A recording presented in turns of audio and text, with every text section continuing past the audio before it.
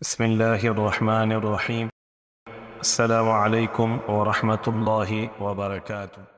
آج ہم بات کریں گے حضور صلی اللہ علیہ وسلم کے خط جو شاہ فارس کسریٰ کے نام لکھا گیا۔ حضرت ابن عباس رضی اللہ تعالی عنہ فرماتے ہیں کہ حضور صلی اللہ علیہ وسلم نے ایک صحابی کے ہاتھ اپنا خط روانہ فرمایا، اور ان صحابی کو حضور صلی اللہ علیہ وسلم نے یہ ہدایت فرمائی کہ وہ یہ خط بحرین کے گورنر کو دے دے۔ چنانچہ بحرین کے گورنر نے وہ خط لے کر کسریٰ تک پہنچا دیا۔ جب کسریٰ نے وہ خط پڑھا تو اس نے خط کو پھاڑ کر ٹکڑے ٹکڑے کر دیا۔ راوی کہتے ہیں کہ میرا خیال یہ ہے کہ حضرت ابن مسیب نے یہ فرمایا تھا کہ یہ سن کر حضور صلی اللہ علیہ وسلم نے ان کے لیے بددعا کی کہ ان کے بھی ایسے ہی ٹکڑے ٹکڑے کر دیے جائیں۔ حضرت عبد الرحمن بن قاری رضی اللہ تعالی عنہ فرماتے ہیں کہ حضور صلی اللہ علیہ وسلم نے ایک دن بیان فرمانے کے لیے ممبر پر کھڑے ہوئے اور اللہ کی حمد و ثنا بیان فرمائی اور کلمہ شہادت پڑھا۔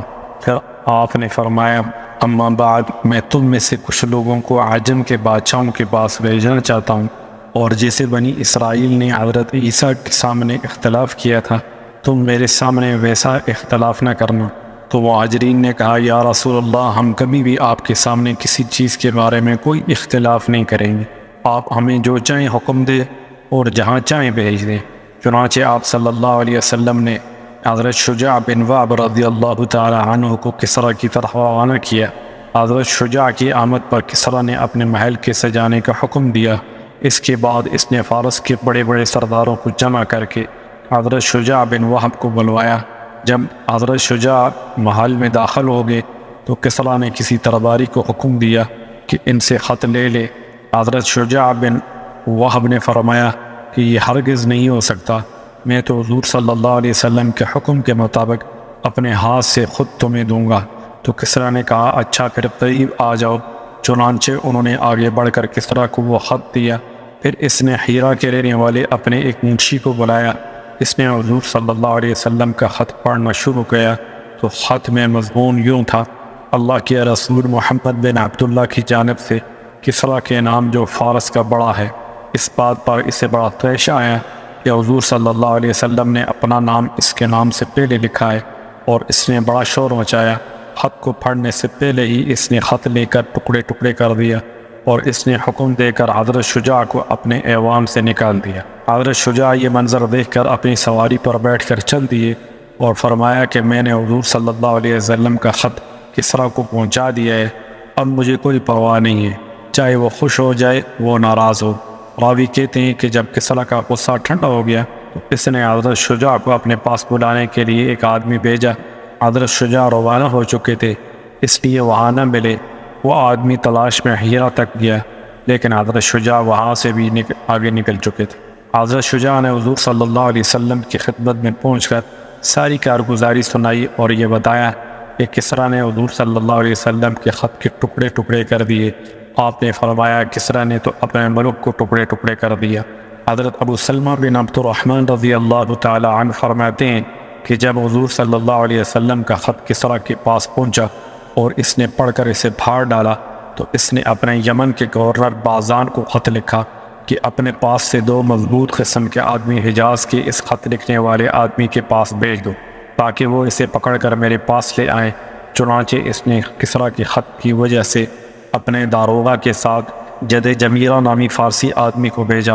اس داروغہ کا نام ابانوا تھا، وہ منشی اور بڑا حساب دان تھا، اور اس نے ان دونوں کے ساتھ حضور صلی اللہ علیہ وسلم کے نام ایک خط بھیجا جس میں یہ مضمون تھا کہ حضور صلی اللہ علیہ وسلم ان دونوں کے ہمراہ ہی میں کسریٰ کے پاس چلے جائیں، اور یمن کے گورنر نے اپنے داروغہ سے کہا کہ ان کی یعنی حضور صلی اللہ علیہ وسلم کی تمام چیزوں کو غور سے دیکھنا اور ان سے خوب بات چیت کرنا، اور ان کے تمام حالات اچھی طرح معلوم کر کے آنا اور سب مجھے بتانا۔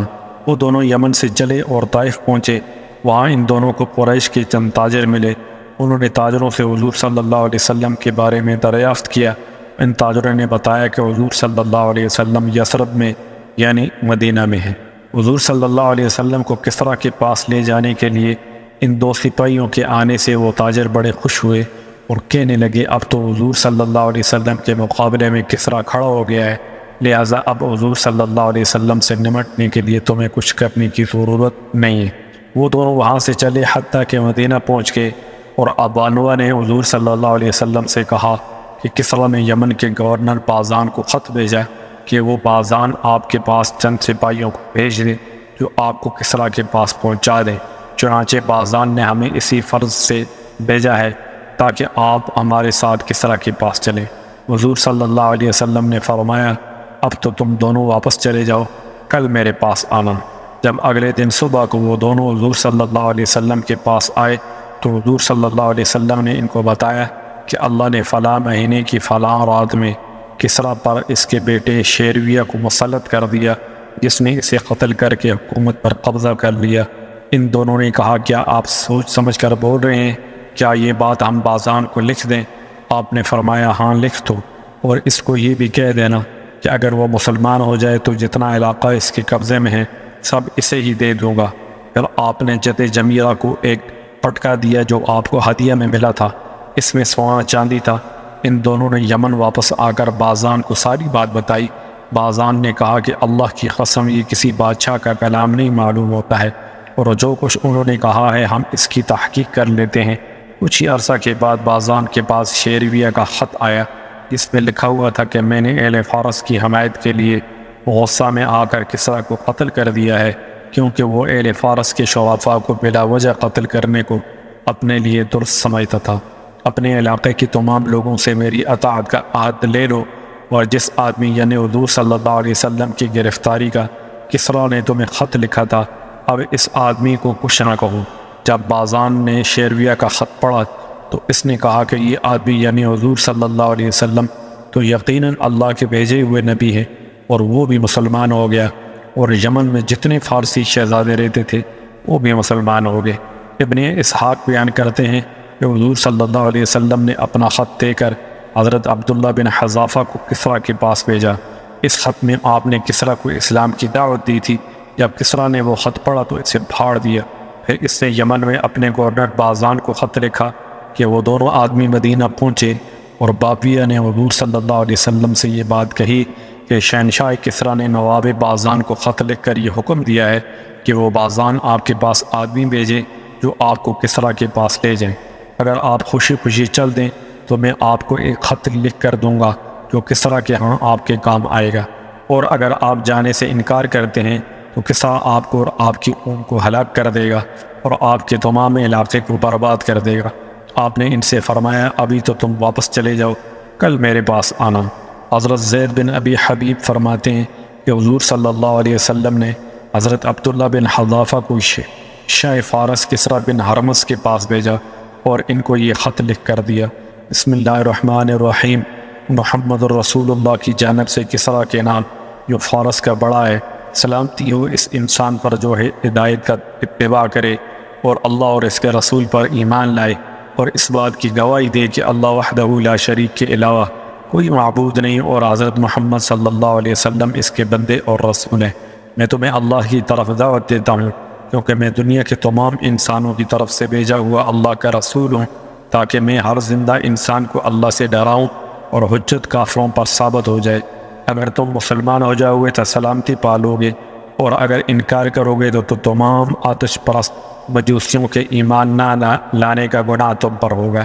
اور راوی کہتے ہیں کہ کسریٰ نے جب حضور صلی اللہ علیہ وسلم کا خط پڑھا اسے پھاڑ ڈالا اور غصہ میں آ کر کہا کہ میرا غلام ہو کر مجھے ایسا خط لکھتا ہے۔ پھر کسریٰ نے بادان کو خط لکھا۔ آگے راوی نے اپنی اسحاق جیسا مضمون بیان کیا ہے، اور اس میں یہ اضافہ بھی ہے کہ وہ دونوں سپاہی جب حضور صلی اللہ علیہ وسلم کی خدمت میں آئے تو ان دونوں نے اپنی داڑیاں بنڈوا رکھی تھی اور مونچھیں بڑھا رکھی تھیں۔ آپ نے ناگواری کے ساتھ ان دونوں کو دیکھا اور فرمایا کہ تمہارا ناس ہو، تمہیں ایسا کرنے کا کس نے حکم دیا؟ تو ان دونوں نے کہا ہمارے رب نے یعنی کسریٰ نے۔ اس پر آپ نے فرمایا مجھے تو میرے رب نے داڑھی بڑھانے اور مونچھیں کتروانے کا حکم دیا ہے۔ حضرت ابو بکر صدیق رضی اللہ عنہ فرماتے ہیں کہ جب حضور صلی اللہ علیہ وسلم مبعوث ہوئے تو کسریٰ نے یمن اور اس کے آس پاس کے علاقے عرب کے اپنے گورنر بادام کو یہ پیغام بھیجا کہ مجھے یہ خبر پہنچی ہے کہ تمہارے علاقے میں ایک ایسا آدمی ظاہر ہوا ہے جو اپنے نبی ہونے کا دعویٰ کرتا ہے۔ اس سے کہہ دو یا تو وہ اس سے باز آ جائے، ورنہ میں اس کی طرف ایسا لشکر بھیجوں گا جو اسے اور اس کی قوم کو قتل کر ڈالے گا۔ اور راوی کہتے ہیں کہ بادام کے قاصد نے حضور صلی اللہ علیہ وسلم کی خدمت میں پہنچ کر یہ سارا پیغام پہنچایا۔ آپ نے اس سے فرمایا اگر یہ دعوی نبوت میں نے اپنی طرف سے کیا ہوتا تو میں اسے چھوڑ دیتا، وہ تو مجھے اللہ عز و جل نے مبعوث فرمایا اور اس کام پر لگایا ہے۔ وہ قاصد آپ کے ہاں ٹھہر گیا۔ حضور صلی اللہ علیہ وسلم نے اس سے فرمایا میرے رب نے کسریٰ کو قتل کر دیا اور آج کے بعد کسی کا لقب کسریٰ نہ ہوگا، اور قیصر کو قتل کر دیا اور آج کے بعد کسی کا لقب قیصر نہ ہوگا۔ چنانچہ قاصد نے وہ گھڑی اور وہ دن اور وہ مہینہ لکھ لیا جس میں آپ نے یہ بات بتائی تھی، اور پھر وہ بادام کے پاس واپس چلا گیا تو وہاں پہنچ کر معلوم ہوا کہ واقعی کسریٰ مر چکا ہے اور قیصر قتل ہو چکا ہے۔ والسلام علیکم ورحمۃ اللہ وبرکاتہ۔